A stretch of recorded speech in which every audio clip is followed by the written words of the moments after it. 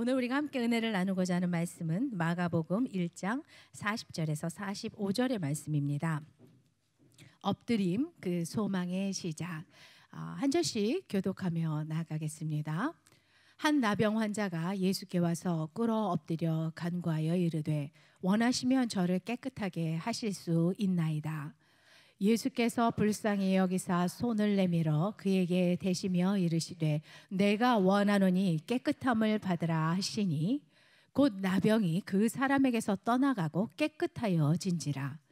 곧 보내시며 엄히 경고하사 이르시되 삼가 아무에게 아무 말도 하지 말고 가서 네 몸을 제사장에게 보이고 네가 깨끗하게 되었으니 모세가 명한 것을 드려 그들에게 입증하라 하셨더라. 함께 읽습니다. 그러나 그 사람이 나가서 이 일을 많이 전파하여 널리 퍼지게 하니 그러므로 예수께서 다시는 드러나게 동네에 들어가지 못하시고 오직 바깥 한적한 곳에 계셨으나 사방에서 사람들이 그에게로 나아오더라. 아멘. 특별히 우리가 이제 고난 주간을 보내고 있는데요. 여러분 어떠한 마음으로 또 어떻게 고난 주간을 보내고 계신지 좀 여쭤보고 싶습니다. 어떻게 고난 주간을 보내는 것이 가장 잘 보내는 것일까? 좀 생각해 보면요.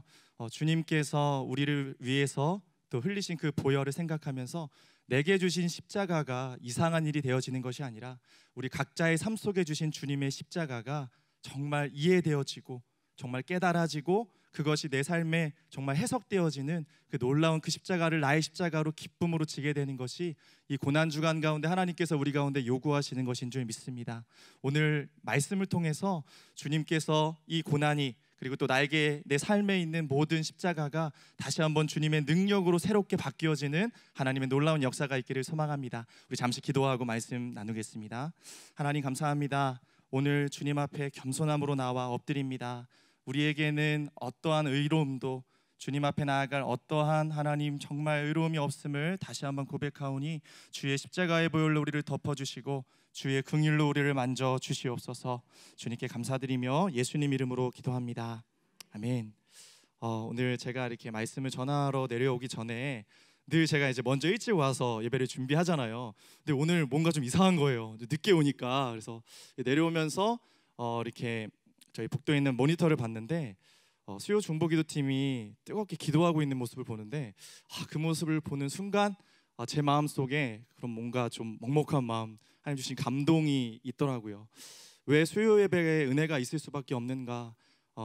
그냥 우리가 뭐 찬양을 잘 준비하거나 또 말씀이 뭐 좋은 것도 많은 분들이 또 열심히 준비하셔서 하시는 것도 있지만 기도가 쌓이고 또 하나님을 향한 그 간절함으로 또 기도의 무릎으로 그렇게 준비하는 분들이 있기 때문에 그리고 또 여러분이 간절함, 갈급함으로 주님 앞에 나와 그 사모하는 마음이 있기 때문에 이 공간이, 이 예배가 주님의 풍성한 은혜로 채워질 수밖에 없음을 믿습니다. 하나님이 원하시는 건 그건 것 같아요. 상한 심령, 간절함, 주님을 향한 그 간절한 사모하는 마음을 오늘 주님이 원하시고 그 간절함과 주님의 기름 부으심이 오늘 이곳 가운데 있어서 주님의 충만한 은혜가 더해질 수 있기를 주의 이름으로 축복합니다. 오늘 말씀은요 특별히 마가복음에 대해서 우리가 마가복음 말씀을 나눌 텐데 마가는 예수님의 사역 초기부터 집중적으로 치유의 사역에 대한 이야기를 다루고 있습니다. 오늘 본문 이전인 1장 21절부터는 귀신 들린 사람, 그리고 또 29절에서는 베드로의 장모의 열병을 다루고 있고요. 특별히 오늘은 한 나병 환자의 치유에 대한 이야기를 다루고 있습니다. 마가가 왜 집중적으로 이런 예수님의 치유에 대한 사역에 대한 이야기를 계속 다루고 있을까요? 그것은 여러분 바로 구약 때부터 메시아가 오시면 구약에서 이렇게 예언하고 있죠. 이런 일들이 일어날 것이다. 치유의 역사, 회복의 역사가 일어날 것인데 예수님께서는 그 놀라운 메시아이심을 강조하시기 위해서 마가가 일부러 그렇게 집중적으로 마가복음 초반에 그것을 강조하고 있었던 것입니다. 우리 함께 이사야 35장 5절 6절 말씀을 읽도록 하겠습니다. 그때에 맹인의 눈이 밝을 것이며 못 듣는 사람의 귀가 열릴 것이며 그때에 저는 자는 사슴같이 뛸 것이며 말 못하는 자의 혀는 노래하리니 이는 광야에서 물이 솟겠고 사막에서 시내가 흐를 것임이라. 자, 여러분 여기서 보시면 그때라는 말이 나오죠. 그때는 언제냐면 바로 메시아가 오셨을 때를 말하고 있는 거예요. 그때 어떤 일이 일어나죠? 맹인들은 눈이 밝아질 것이고 못 듣는 사람의 귀가 열리고 그때에는 저는 자가 사슴과 같이 뛸 것이다 라고 노래하고 있습니다. 여러분, 특별히 이 6절에 저는 자라고 나와 있는 그 히브리어 단어, 이 짜라라는 단어는 오늘 본문에 등장하는 나병 환자, 그 나병의 히브리어 짜라와 같은 단어에서 파생되었습니다. 그러니까 이것이 의미하는 것이 오늘 나병 환자가 고침받는 것은 예수 그리스도께서 메시아라는 것들을 확증하고 있는 사실이라는 것입니다. 우리 마태복음 11장 2절에서 5절 말씀 또 한번 읽어볼까요? 시작. 요한이 옥에서 그리스도께서 하신 일을 듣고 제자들을 보내어 예수께 여짜오되 오실 이가 당신이 오니까 우리가 다른 일을 기다리오리까? 예수께서 대답하여 이르시되 너희가 가서 듣고 보는 것을 요한에게 알리되 맹인이 보며 못 걷는 사람이 걸으며 나병 환자가 깨끗함을 받으며 못 듣는 자가 들으며 죽은 자가 살아나며 가난한 자에게 복음이 전파된다 하라. 이 말씀은 옥에 있던 세례 요한이 예수님께 제자들을 보내서 우리가 그토록 기다리고 찾던 그 메시아가 바로 당신인지 물었을 때에 예수님께서 주셨던 말씀이에요. 예수님께서는 치유의 기적을 일으키시고 구약의 예언된 말씀을 성취하시면서 그들이 그토록 기다리고 있던 메시아가 자신임을 말씀하고 드러내고 계셨던 것입니다. 이와 같이 마가는 의도적으로 연이어 초반에 이 치유의 사건을 거기에 기록하면서 메시아가 바로 진정한 그리스도임을 말씀하고 있는 것입니다. 오늘은 특별히 한 나병 환자를 여러분에게 좀 소개시켜 드리고자 합니다. 여러분, 나병에 걸렸다라는 것은요, 그냥 단순히 질병을 걸렸다는 것을 초월해서 훨씬 더 비참하고 고통스러운 인생이 되는 것입니다. 성경에도 수많은 질병이 있지만 그 중에서도 나병은 정말 비참한 병이었습니다. 신경세포가 다 파괴돼서 아무런 감각도 남아있지 않는, 아파야 하는데 통증을 느끼지 못하는 병이 바로 나병이었다는 것이죠. 나병 환자들의 그 신체의 기형이 일어나는 이유는 무엇이냐면 통증을 느껴야 하는데 감각이 없기 때문에 그러한 그 모든 손과 그리고 또 자신의 그 신체에 기형이 일어나는 거예요. 여러분, 우리가 느끼는 고통은 사실 우리를 위기로부터 구원해 주는 거예요. 지켜주는 거예요. 여러분, 뜨거운 그 주전자를 딱 만졌을 때 뜨거운 고통을 느껴야 우리가 빨리 놓잖아요. 그리고 또 신발을 신을 때도 발에 맞지 않는 신발을 신을 때 우리가 통증을 느껴야 이건 불편하구나, 이거는 피가 안 통하네, 신지 말아야겠다라는 그런 고통이 느껴져야 여러분 그게 우리를 지켜주는, 보호할 수 있는 거라는 것이죠.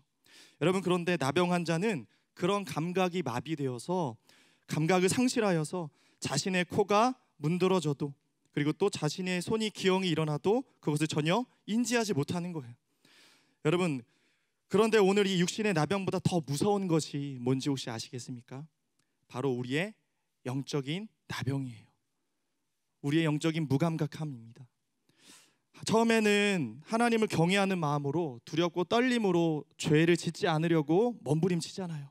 하나님, 나 정말 하나님 사랑함으로 죄 짓지 않겠습니다. 그런데 어느 순간부터 내가 죄를 짓게 되었는데 내 삶에 아무런 문제가 일어나지 않아요. 괜찮은 건가? 괜찮네. 하나님 앞에 상한 심령을 드리며 내 죄에 대해서 철저하게 회개하지 않아요. 그리고 또 똑같은 죄를 반복하게 짓게 되고 그 똑같은 죄뿐만 아니라 더한 죄도 이제 내 마음의 양심이 무뎌지고 점점 굳어져서 아무렇지도 않게 그 죄를 범하게 되는 것입니다. 이 정도는 괜찮은가 착각하며 살아가지만 그 죄로 인해서 그 죄가 점점 좀먹어서 내 영을 병들게 만들어가고 하나님과의 관계를 멀어지게 만들어가고 있는 것입니다. 여러분, 우리의 육신의 감각만을 따라가다 보니까 혹시 우리의 영은 점점점 무뎌지고 있지는 않은지, 우리의 죄에 대해서 점점 아무렇지도 않게 합리화하고 있지는 않은지, 그리고 스스로에게 너무나 관대하고 있지는 않은지 이 시간 우리가 오늘 주의 말씀을 통해 돌아볼 수 있기를 소망합니다. 그뿐만 아니라 누군가 나에게 자신의 아픔에 대해서 공감해 줄 것을, 나의 연약함, 나의 모습에 대해서 같이 아파해 줄 것을 요청하지만 우리의 영이 무감각해지면요, 그게 들리지가 않는 거예요. 나도 힘든데, 나도 죽겠는데 내가 누구 얘기를 듣겠어. 점점 우리의 귀는 닫혀지고 그 어떠한 힘든 이야기를 들어도 내성이 생겨서 아무렇지도 않은 무감각해버리는 그런 안타까운 현실을 우리가 겪을 수밖에 없게 되는 것입니다. 오늘 이 나병 환자의 무감각한 육신의 질병이었지만 여러분 이 질병을 보면서 우리는 우리의 영적인 감각이 얼마나 주님 앞에 살아있는가, 주님 앞에 얼마나 깨어있는가를 좀 진단하고 돌아볼 수 있게 되기를 소망합니다. 사랑하는 여러분, 하나님께서 나의 죄를 드러내시는 것이 축복인 줄 믿으시기 바라요. 죄를 들키지 않고 회개할 기회를 잃어버리고 오히려 내가 그 회개의 때를 놓치는 것은 오히려 나에게 저주가 되는 것입니다. 그러나 여러분, 어리석은 사람들은요, 자신의 죄가 드러나지 않는 것을 기뻐해요. 얼마든지 그것을 숨길 수 있다고 착각합니다. 그러나 여러분, 진정한 축복은 그 죄가 빨리 발견돼서 아프고 통해하는 심령으로 내가 주님 앞에 돌아가는 것, 여러분 그것이 가장 큰 축복인 줄 믿습니다. 여러분, 우리 함께 이사야 6장 9절 말씀을 함께 읽겠습니다. 여호와께서 이르시되 가서 이 백성에게 이르기를 너희가 듣기는 들어도 깨닫지 못할 것이요 보기는 보아도 알지 못하리라 하여. 이 말씀은요, 이스라엘 백성들이 멸망한 이유에 대해서 진단하고 있는 말씀이에요. 여러분, 뭐라고 말씀하고 있죠? 이 백성에게 이르기를 너희가 듣기는 들어요, 그런데 깨닫지는 못해요. 보기는 봐요, 그런데 그것에 대해서 뭘 보았는지를 알지 못한다라는 것입니다. 여러분, 영적인 나병에 걸린 이스라엘 백성들은 하나님의 강력한 말씀이 임해도 깨닫지를 못했어요. 더 사랑하는 것이 있었기 때문에, 더 영향받고 있었던 말이 있었기 때문에 하나님이 아무리 말씀해 주셔도 그게 들리지가 않는 거예요. 그것이 더 이상 하나님의 말씀이 나를 변화시키는 능력이 되지 못하는 거예요. 하나님께서 그래서 어떻게 하시죠? 수도 없는 선지자들을 보내시고 끊임없이 돌아오라, 내가 너희를 사랑하고 내가 너희를 기다린다, 수많은 말씀을 주셨지만 그 말씀이 그들에게 받아들여지지 않았다는 것입니다. 여러분, 말씀이 없어서 문제가 아니라 하나님 말씀을 주셨는데 그 말씀을 나의 말씀으로 받지 못하는 것이 문제라는 것이죠. 여러분, 아모스 8장 11절에서 13절 말씀 같이 읽겠습니다. 주 여호와의 말씀이니라. 보라, 날이 이를지라 내가 기근을 땅에 보내리니 양식이 없어 주림이 아니며 물이 없어 가람이 아니요 여호와의 말씀을 듣지 못한 기갈이라. 사람이 이 바다에서 저 바다까지 북쪽에서 동쪽까지 비틀거리며 여호와의 말씀을 구하려고 돌아다녀도 얻지 못하리니 그날에 아름다운 처녀와 젊은 남자가 다 갈아여 쓰러지리라. 하나님의 사랑을 거절하고요, 하나님의 말씀을 떠나 자신이 좋아하는 헛된 우상을 섬기며 살아가는 이스라엘 백성들의 형편이 결국 어떠한 형편을 맞이하게 되죠? 심각한 무서운 영적인 기근이 찾아온다라는 거예요. 하나님의 말씀이 희귀해지기 시작한다라는 거예요. 말씀이 없는 게 아니라 깨달아지질 못하니까 그런 일들이 일어나는 거죠. 영적인 목마름이 찾아옵니다. 수많은 사람들이 하나님의 말씀 영적으로 목말라서 듣고 싶어서 이리저리 동에서 서로 헤매어 보지만 찾지는 못해요. 구하지 못해요. 그래서 결국은 쓰러지게 되는 안타까운 지경에 이르게 된다는 것입니다. 여러분, 하나님의 말씀이 우리에게 희귀해지지 않기를 원합니다. 하나님께서 날마다 우리에게 듣게 하시는 그 말씀이 내 삶의 끝자락까지 닿게 하는 하나님의 능력이 되어서 그 말씀이 소화되고 그 말씀이 깨달아지고 그 말씀이 나의 말씀으로 받아질 수 있는 축복과 은혜가 여러분의 삶에 임하기를 소망합니다. 성령께 여러분 간구하시기 바랍니다. 하나님, 이 말씀 내가 아는 말씀인데, 이 말씀 내가 들었던 말씀인데, 여러분 정말 그런 게 아니라 하나님이 나에게 주시는 그 말씀의 그 한 절이 나에게 내 삶을 변화시키는, 내 삶을 다시 한번 새롭게 일으키시는 주님의 그 특별한 메시지임을 기억하시고, 오늘 주님이 주시는 그 큐티의 본문, 오늘 주님이 나에게 주시는 그 설교의 말씀을 정말 나의 인생의 말씀으로 붙들고 주님 앞에 믿음으로 엎드릴 수 있는 축복이 여러분에게 있기를 소망합니다. 여러분, 나병 환자에게 있어서 가장 중요한 것은 무엇이었냐면 그 잃어버린 육신의 감각을 되찾는 일이었어요. 그래서 제일 중요한 건 무엇이었냐? 그에게 남은 유일한 소망은 예수님 앞에 나아가는 것이었습니다. 주님을 만나는 것이었어요. 그래서 여러분, 예수님께 이 나병 환자는 간절히 나가고자 하는 열망함이 있었지만 근데 문제가 있어요. 그게 뭐냐면 그는 나병 환자였기 때문에 유대 사회에서 사회적으로 또 종교적으로 철저하게 부정한 자로 여겨졌다라는 것입니다. 우리 레위기 13장 45절에서 46절 말씀을 같이 읽겠습니다. 나병 환자는 옷을 찢고 머리를 풀며 윗입술을 가리고 외치기를 부정하다 부정하다 할 것이요 병 있는 날 동안은 늘 부정할 것이라. 그가 부정한즉 혼자 살되 진영 밖에서 살지니라.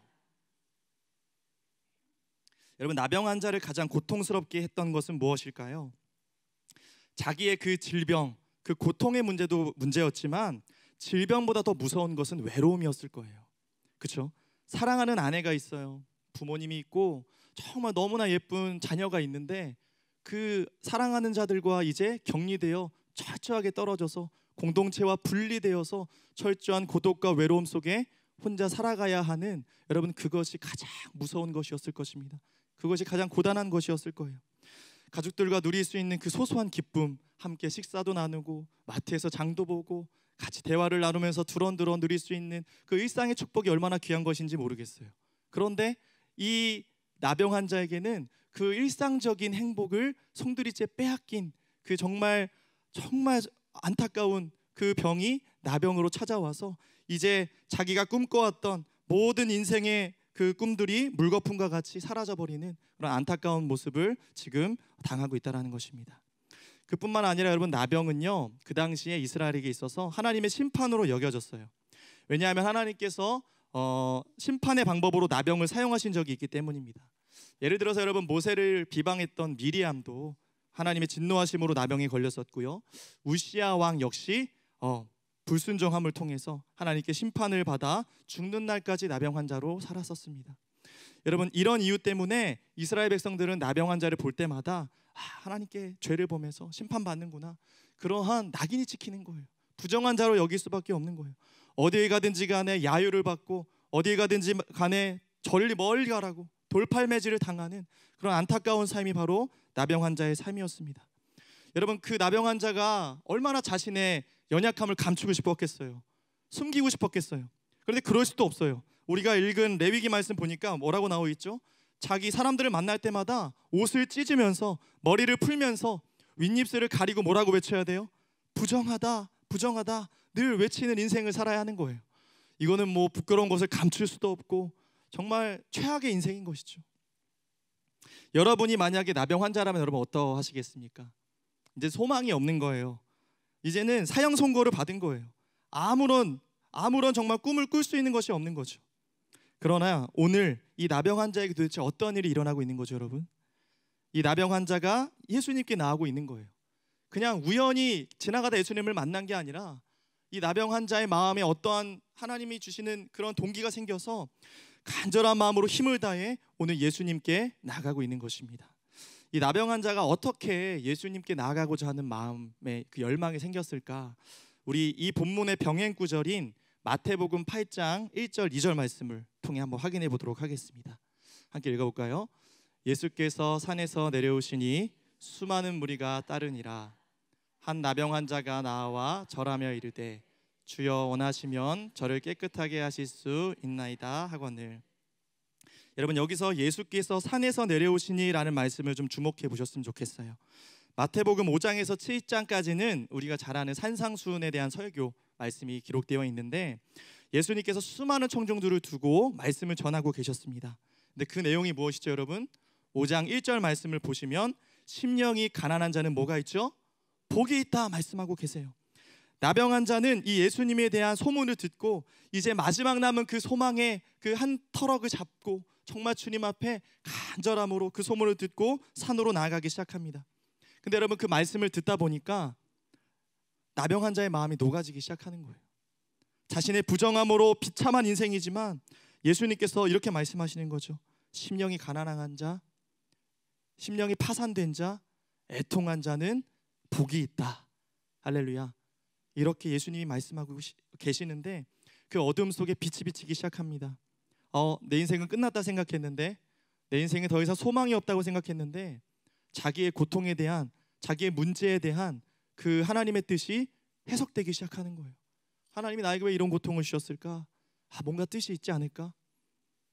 절망은 죽음으로 끝나는 것이 아니라 하나님의 뭔가 이 고통을 통해 나에게 하시고자 하시는 이들이 있지 않을까에 대한 주님을 향한 열망이 생기기 시작했다라는 것입니다. 여러분, 이 나병 환자가 이 주님의 말씀을 들을 때에 하나님의 말씀이 운동하여 그 마음속 깊은 어두움들이 밝혀지기 시작했고 하나님의 역사가 시작된 줄 믿습니다. 주님의 말씀은 능력이 있습니다. 주님의 말씀이 우리 가운데 어두움을 드러낼 것이고 새로운 하나님의 역사를 일으키실 것이고 우리 안에 있는 모든 문제에 대한 답이 무엇인지 하나님의 능력이 무엇인지 알게 하시는 주님의 뜻이 이루어질 줄 믿습니다. 여러분, 그리고 그 자리에 있었던 수많은 사람들이 이제 예수님께서 막 내려오시는데 다 서로 예수님을 만나기 위해서 치열한 경쟁을 벌였을 거예요. 그런데 이 나병 환자는 그 모든 경쟁을 다 뚫고 간절함으로 나와서 예수님께 오늘 나와 자기의 문제에 대해서 주님 앞에 고백하고 나아가기를 소망하고 또 시작하고 있습니다. 자, 드디어 예수님을 만난 나병 환자가 예수님을 만나자마자 어떤 일을 행했는가 우리 한번 오늘 본문을 통해서 한번 살펴보겠습니다. 마가복음 1장 40절 같이 읽겠습니다.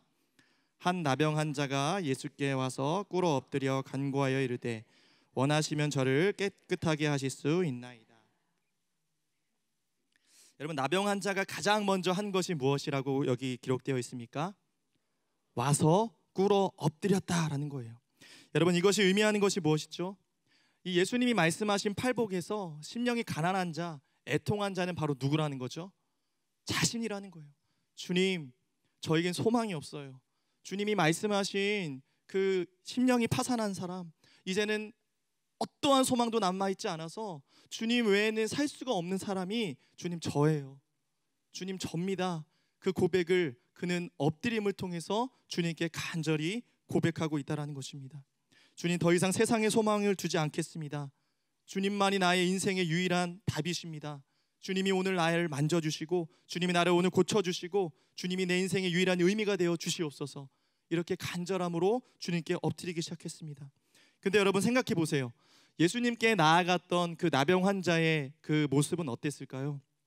코는 뭉개져 있고 살점은 다 썩어서 떨어져 나가며 머리는 지저분하게 헝클어져 있고 역겨운 썩은 냄새가 진동하고 있어요. 그 사람을 바라보는 것조차 쉽지 않은 일이에요. 여러분, 자기 자신의 모습을 한번 봤을 거예요. 나병 환자가. 그렇죠? 이 모습으로 내가 주님께 나아갈 수 있을까? 주님이 더러워하시지 않겠어? 주님이 멀리하시지 않겠어? 그럼 이제 나는 인생 끝나는 거예요. 이제 난 더 이상 갈 데가 없어요. 이제는 나는 더 이상 누구에게 호소할 수 없는 꿈도 모든 소망도 다 사라져 버리는 거예요. 그런 갈등이 있지 않았겠어요, 여러분? 나의 어떠함을 바라볼 때는 여러분 나아갈 수 없어요. 내 인생의 더러움과 나의 죄악과 나의 정말 흉측한 모습들을 내 자신이 보게 된다면 우리 주님께 나아갈 수 있는 힘이 없어요. 그러나 나병 환자가 귀했던 것은, 엎드릴 수 있었던 것은 무엇이냐면 자기의 문제보다 더 크신 주님을 믿었고 그 주님을 바라보기 시작했기 때문인 줄 믿습니다. 예수님을 만나기 전까지 아무리 수치스러워도 부끄러워도 자기 자신의 있는 그대로의 모습을 들고 나와 주님께 엎드리는 자는 복이 있는 줄 여러분 믿으시기 바랍니다. 여러분, 저는 그렇게 생각해요. 무엇이 교만인가? 이런 모습 난 당당하게 그래도 주님께 들고 나아갈 수 있어. 이런 마음으로 나아가라는 것이 아니라 내 자신의 더러움과 부끄러움 때문에, 여러분 저도 그렇고 여러분도 그런 적 있지 않으세요? 주님께 나아가는 게 너무 염치 없는 것 같은 적. 나 또 죄 지었는데 또 아무렇지 않게 예수님의 보혈로 날 좀 용서해 주세요. 주님, 날 좀 불쌍히 여겨주세요라고 그렇게 주님 앞에 나아가기가 너무 부끄럽고 면목이 없는 거예요. 자신이 없는 거예요. 근데 여러분, 그때 주님이 이런 것을 깨닫게 해주신 것 같아요. 우리 안에는 내 상태가 좋을 때나 괜찮을 때나 정말 지금처럼 완전히 무너져 있을 때나 우리의 의로서는, 우리의 상태로서는 주님께 나아갈 수 있는 근거가 없다라는 것입니다. 우리에게는 그분께 나아갈 어떠한 의로움도 없어요. 오직 예수 그리스도의 보혈, 오직 주님의 그 긍휼과 그 주님의 자비만이 우리가 그 앞에 엎드릴 수 있게 하는 능력이고 온전한 근거인 줄 믿으시기 바랍니다. 그래서 여러분, 오늘 우리가 주님 앞에 좀 나아가서 엎드리고 또 주님을 만나기를 소망할 때 내 자신의 어떠한 것들을 좀 내려놓고 있는 그대로 주님께 나아갔으면 좋겠습니다. 아무리 흉측하고 아무리 정말 더러운 것도 주님께서는 다 품어주시고 주의 보혈로 덮어주시는 줄 믿습니다. 히브리서 4장 16절 말씀 함께 읽겠습니다. 그러므로 우리는 긍휼하심을 받고 때를 따라 돕는 은혜를 얻기 위하여 은혜의 보좌 앞에 담대히 나아갈 것이. 오늘 우리가 이 영적인 나병을 고침받을 수 있는 것은, 우리의 무감각한 영적인 무감각함을 깨트릴 수 있는 것은 은혜의 보좌 앞에 어떻게 나가요? 담대히 나가는 것입니다. 예수 그리스도의 보혈을 의지함으로 나를 새롭게 하시는 그 주님의 신실하신 은혜를 바라봄으로 은혜의 보좌 앞으로 담대히 나아가는 것입니다. 그때 어떤 은혜가 임한다고요? 때를 따라 돕는 은혜가 임해요. 한 번의 은혜가 아니에요. 그냥 한 번 일회용의 은혜가 아니라 하나님은 우리의 상황과 형편을 가장 잘 아셔서 그때에 맞는 은혜, 그때에 맞는 치유, 그때에 맞는 회복으로 우리 가운데 채워주신다고 말씀하고 계시는 것입니다. 여러분, 엎드리십시오. 내 인생의 파산을 선포하십시오. 주님, 이제 나는 아무런 것도 남아있지 않아요. 주님, 나는 아무런 것도 붙잡을 게 없어요. 주님만이 나를 붙잡아 주셔야 내가 살 수 있습니다. 여러분, 내 인생에 대한 그 파산을 선포하는 거예요. 여러분 삶에 그 누구에게도 말할 수 없는 그 문제는 무엇입니까? 가정의 문제, 또 직장의 문제, 경제적인 문제, 그 관계의 문제로 인해서 마치 나병과 같이 내 영의 감각을 마비시키고 있는 여러분, 그것에 대해서 오늘 주님께 들고 나아갈 수 있기를 소망합니다. 그것을 해결하기 위해서 더 이상 이곳저곳 기웃거리지 않고 이 사람 저 사람 찾아다니지 않고 여러분, 주님께 나올 수 있기를 소망합니다. 엎드림이 소망입니다. 엎드림이 능력입니다. 우리가 주님께 바짝 엎드릴 때 우리를 향한 주님의 긍휼이 시작될 것입니다. 이제 나병 환자는 꿇어 엎드려 예수님께 여러분 무엇을 구하고 있는가? 여러분이라면 뭘 구하시겠습니까? 내 병을 좀 고쳐주세요. 낫고 싶어요. 감각이 돌아오고 싶고 이 추악하고 더러운 것들 주님 좀 이제 이것만 좀 고쳐주셨으면 좋겠어요. 남들이 봐도 부담스럽지 않을 정도로 그냥 그렇게만 좀 해주세요라고 하지 않겠어요? 근데 여러분, 그렇지 않았어요. 나병 환자가 구했던 것이 무엇인가? 당연히 여러분, 그는 자기가 원하는 걸 구할 줄 알았는데 40절 말씀을 보시면, 우리 40절 말씀 한 번 더 띄워주시겠어요? 같이 읽어볼까요? 한 나병 환자가 예수께 와서 꿇어 엎드려 간구하여 이르되 원하시면 저를. 자기가 원하는 걸 구하는 게 아니라 누가 원하는 걸 구하죠? 주님이 원하시면. 주님, 저 더 이상 제가 원하는 거 구하지 않을게요. 주님이 원하시면 저 좀 고쳐주세요. 주님이 나를 불쌍히 여겨주신다면 나는 회복될 수 있습니다. 여러분, 이 나병 환자가 얼마나 수많은 세월을 자기가 원하는 걸 구해왔겠어요. 이 병만 고침받을 수 있다면 용하다는 수많은 사람들을 찾아갔지 않았겠어요? 여러분, 그런데 깨닫게 된 게 있었어요. 그게 뭐냐? 인생은 내가 원한다고 이루어지는 게 아니구나. 내가 아무리 원해도 어쩔 수 없이 이거는 내 정말 인생이 이렇구나. 그래서 여러분, 깨닫게 된 게 뭐예요? 주님이 원하셔야 되는구나. 주님이 원하시는 것을 내가 붙잡을 때 내 인생의 회복이 시작되는구나. 그걸 깨닫게 된 거예요. 더 이상 그 믿음의 주체가 자신이 아니라 이제 주님께로 옮겨가게 된 것입니다. 여러분, 믿음의 주체가 더 이상 자기 자신이 아니라 이제 내가 원하는 것을 투정하면서 주님께 달라고 요청하는 인생이 아니라 이제 주님이 원하시는 것을 구하는 인생이 되어야 한다는 것입니다. 여러분, 우리가 잘 알고 있는 베드로도 얼마나 자기 자신이 자신만만한, 자기의 믿음으로 충만한 사람이었는지 모르겠어요. 그 옆에 있던 모든 제자들이 나는 주님을 다 배신할지라도 나는 주님을 결코 배신하지 않을 거예요. 자신이 있었어요. 내 믿음만큼은 내가 자신이 있어. 그런데 여러분, 결정적인 순간에 그의 믿음은 어떻게 됐죠? 그의 실체가 드러났잖아요. 예수님을 3번이나 부인하면서 그는 깨닫게 된 게 있었어요. 내 믿음으로는, 내 힘으로는 주님을 사랑하고 주님을 따르고 주님을 믿을 만한 그런 믿음이 없구나. 그걸 철저하게 깨닫게 되었어요. 그래서 여러분, 예수님께서 다시 부활하셔서 베드로를 찾아오셔서 예수님이 이렇게 물으셨죠. 베드로야, 내가 나를 사랑하느냐? 3번이나 물으셨는데 그 베드로의 마지막 대답이 혹시 여러분 무엇인지 아십니까? 이 주님의 물음 앞에 그게 생각났을지도 모르겠어요. 내 주님, 내가 주님을 사랑하는 줄 누가 아세요? 내 주님이 아세요. 난 못해요. 나는 정말 힘이 없습니다. 내 힘으로는 주님을 사랑할 만한 능력이 없어요. 이제는 그냥 주님이 아실 뿐입니다. 그 모든 믿음의 주체를 누구에게요? 우리 주님께로 맞추고 있는 것입니다. 여러분, 이제 우리의 인생의 믿음의 주체를 주님께 옮겨갈 수 있길 원합니다. 내가 원하는 인생을 살려고 하면 실패뿐이에요. 원망할 일이 많아져요. 그러나 주님이 원하시는 삶을 살기 시작하면 회복과 치유와 승리의 삶이 시작되는 줄 믿습니다. 나병 환자가 주님이 원하시면 깨끗하게 하실 수 있다는 이 믿음의 고백을 드리자 여러분 예수님의 반응을 한번 살펴보도록 할게요. 자, 41절 말씀을 같이 읽겠습니다. 예수께서 불쌍히 여기사 손을 내밀어 그에게 대시며 이르시되 내가 원하노니. 예수님이 불쌍히 여기셨다고 여러분 기록되어 있어요. 그런데 이 원어를 찾아봤더니요, 더 강력한 표현으로 주님 말씀하신 거더라고요. 바로 분노하셨다라는 원어로 쓰여져 있는데, 이게 무슨 말이냐면 나의 형상대로 사랑하여 창조한 그 사랑하는 자기 아들이 그 고통스러운 몰골로 인생의 모든 꿈을 다 상실한 채 어떠한 소망도 없이 사랑하는 자들과 다 분리되어져서 외롭게 쓸쓸히 혼자 고군분투하고 있는 그 모습을 보면서 주님이 아파하고 계셨다라는 거예요. 창자가 정말 뒤틀리는 그 고통으로 그냥 단순히 불쌍해라고 동정하시는 게 아니라 그 고통을 주님도 느끼고 있으시면서 그 아픔에 대해서 분노하기 시작하고 계셨다라는 거예요. 여러분, 우리 주님이 여러분을 보실 때 동정하심으로써 여러분의 문제에 대해서 대하시는 게 아니에요.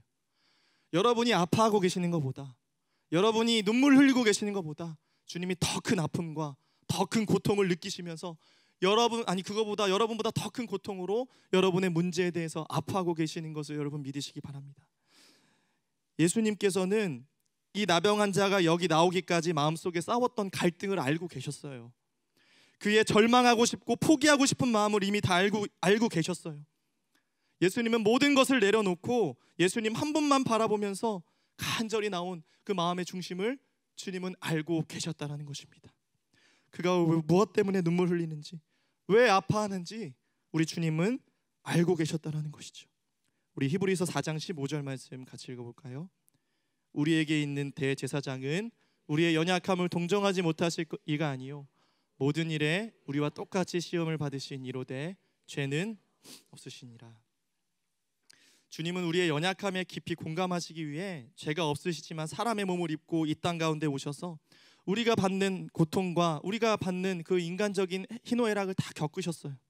왜 그렇습니까? 우리 사랑하셔서, 우리를 불쌍히 여겨주시고 싶으셔서. 여러분, 그렇기 때문에 주님이 그렇게 낮아지신 거죠. 오늘 우리의 그 연약함을 들고 주님께 나아가 엎드려 이렇게 좀 고백했으면 좋겠어요. 여러분, 우리가 주님께 회복되는 길은 이거밖에 없는 거예요. 엎드려서 이렇게 고백하는 거죠. 주님, 저를 불쌍히 여겨주십시오. 주님, 우리를 좀 살려주십시오. 주님, 수없이 내가 원하는 것을 구해왔던 내 인생이 오늘 끝나길 원합니다. 이제 주님이 원하시는 것을 구하기 싸우니 주님, 우리를 좀 불쌍히 여겨주시옵소서. 여러분, 나에게 이제 고통조차 느끼지 못할 그 오래된 아픔은 무엇인지 좀 돌아보았으면 좋겠어요. 늘 내 환경을 탓해왔고 늘 다른 사람들을 원망해왔던 여러분, 그것에 대해서 이제 좀 우리가 내려놓았으면 좋겠습니다. 그리고 이렇게 주님께 좀 물었으면 좋겠습니다. 주님, 그 문제에 대한 해답을 내 안에서 발견하길 원합니다. 내가 새로워지길 원합니다. 내가 회복되길 원합니다. 주님, 나를 불쌍히 여겨주십시오. 그렇게 주님 앞에 엎드리는 자에겐 주님의 소망이 시작될 것입니다. 나병 환자를 불쌍히 여기신 주님께서 이제 어떻게 반응하고 계시는가? 우리 41절 말씀을 한번 볼까요? 41절 말씀을 보면 예수께서 불쌍히 여기사 손을 내밀어 그에게 대시며 이르시되 내가 원하노니 깨끗함을 받으라. 주님이 뭐라고 말씀하시죠? 내가 원한다. 내가 얼마나 그걸 원하는지, 네가 나에게 오는 그 간절함보다 내가 너를 얼마나 원했고 내가 너를 얼마나 기다렸는지 몰라. 내가 너를 얼마나 찾고 내가 너를 얼마나 기다렸는지 몰라. 우리 주님이 그 고백을 하고 계시는 거예요. 주님은 그냥 말씀만 하신 것이 아니라 한 걸음 한 걸음 그를 향해서 다가가기 시작하셨고 사랑의 눈으로 그를 바라보시면서 손을 내밀어 그를 만지시기 시작하십니다. 여러분, 그런데 중요한 것이 있어요. 주님께서는 그냥 말씀으로만 치유하신 것이 아니라 오늘 그를 어떻게 하고 계신다고요? 손을 대어 만지고 계세요. 터치하고 계세요. 여러분, 아까 말씀드렸다시피 나병 환자의 몰골은 말이 아니잖아요. 막 고름이 막 철철 흘러내리고 막 썩은 내가 진동하고 손도 대고 싶지 않은 그 상황 속에서 주님은 그 나병 환자를 따뜻한 사랑의 손으로 터치하고 만지고 계세요. 그리고 이렇게 말씀하실 거예요. 사랑하는 아들아, 내가 너를 얼마나 사랑하는지, 내가 너의 외롭고 그 고통스러운 문제에 대해서 얼마나 터치하고 싶어 했는지 네가 그걸 좀 느꼈으면 좋겠어. 이 무감각한 피부가 살아나서 그 예수님의 사랑과 그 예수님의 그 따뜻한 마음이 좀 느껴지도록 내가 너의 감각을 살릴 거야. 내 손길이 느껴지도록 내가 너를 회복할 거야. 오늘 주님이 그렇게 말씀하시면서 그에게 손을 대시기 시작하십니다. 사랑하는 아들아, 내가 너를 포기하지 않겠다. 이렇게 말씀하시면서 치유가 시작되었어요. 근데 왜 여러분 예수님께서 이렇게 손을 대셨을까? 바로 이 사람에게 가장 그리웠던 것이 예수님이 하셨던 행동이었기 때문입니다. 늘 다른 사람에게 거절당하고 돌팔매질을 맞고 그 따뜻한 사람의 손길, 애정이 너무나 그리워했던 그 나병 환자의 그 필요를 우리 주님은 아셨다라는 거예요. 여러분, 주님은 우리를 치료해 주실 때 가장 필요한 것들을 채워주시고 가장 맞춤형으로 주님이 우리가 필요한 것들을 이미 아셔서 주님이 원하셔서 그것을 치유해 주시는 줄 믿습니다. 그러니까 여러분, 담대하셔야 돼요. 우리가 더 이상 우리가 원하는 것들을 투정하듯이 우리가 주님께 구하는 것이 아니라 내가 원하는 게, 우리는 내가 원하는 게 뭔지 모른다니까요. 내가 원하는 걸 그래서 구하는 게 중요한 게 아니라 주님이 원하시는 것이 나에게 진짜 필요한 것인지 우리가 믿는 믿음이 있어야 된다는 거예요. 그 믿음이 내게 있을 때 내 모든 필요를 주님께 내려놓고 엎드리며 주님 앞에 겸손히 나아가서 주님이 원하시는 것을 내가 구할 수 있게 된다는 것입니다. 모두 멀리 피해버리고 싶었던 그 나병 환자를 오늘 주님은 안아주시면서 이제 그의 병을 치유해 주시기 시작하십니다. 그리고 또 한 가지 여러분 우리가 기억해야 될 것은 지금 예수님께서는 정결 예식 그 예법을 어긋나게 하시면서 그 자리에 있었던 수많은 사람들, 예수님을 죽이려고 지켜보고 있었던 사람들의 그러한 시험과 그런 위기 상황 속에서도 그 자신의 목숨을 던지시면서 그 나병 환자의 손을 대셨다는 거예요. 그 위험을 감수하시면서 희생하시면서 예수님께서는 그 어떠한 어려움과 위험에도 불구하고 그 한 영혼을 위해서 그렇게 죽기까지 낮아지시고 손을 대셨음을 우리가 좀 기억했으면 좋겠습니다. 그 영혼을 향한 사랑, 그 영혼을 향한 긍휼, 그것이 그 주님의 마음속에 끌어올라서 손대지 아니하고는 견디지 못하는 게 우리 주님의 마음이라는 것입니다. 여러분, 오늘 주님께서 여러분에게 터치하기 원하세요. 여러분의 그 문제와 여러분의 아픔과 그 여러분의 무감각함을 깨우기 위해서 주님이 손대지 않고는 견디실 수 없는 그 주님의 마음이 오늘 우리에게 쏟아 부어질 수 있기를 소망합니다. 그 주님께 여러분, 그래서 중요한 건 뭐냐면 들고 나아가는 거예요.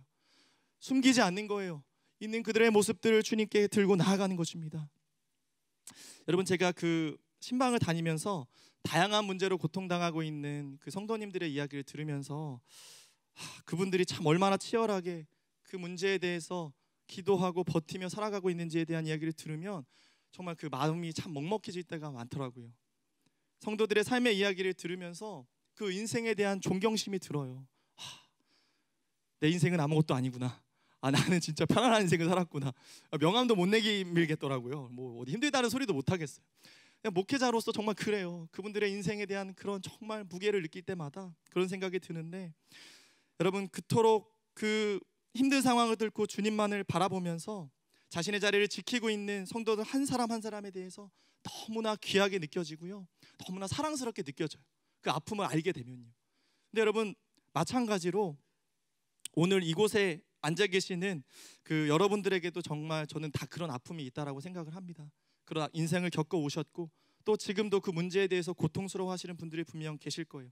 그럼에도 불구하고 우리를 집어삼키려 하는 그 죽음과도 같은 고통 속에서도 우리가 포기하지 않고, 그래도 고통이 몰려와도 주님 앞에 꿋꿋하게 믿음으로 서서 오늘 이 예배에 앉아 있다라는 그 자체만으로도 여러분, 우리는 승리한 것입니다. 주님이 여러분을 사랑하시는 거예요. 주님이 여러분을 놓지 않으셨던 거예요. 여러분이 모든 것이 주님의 은혜라는 것이 우리의 심령 깊숙이 좀 깨달아질 수 있기를 주님의 이름으로 축복합니다. 여러분, 오직 주님의 은혜가 있기에 우리가 여기 있어요. 주님은 충분히 말씀만 하셔도 치유하실 수 있는데, 여러분, 주님은 손을 대셨습니다. 주님께서는 우리의 죄를 사하실 수 있는, 말씀으로만 사하실 수 있는 능력이 있으신데 주님은 십자가를 지셨습니다. 왜 그러셔야 했을까요?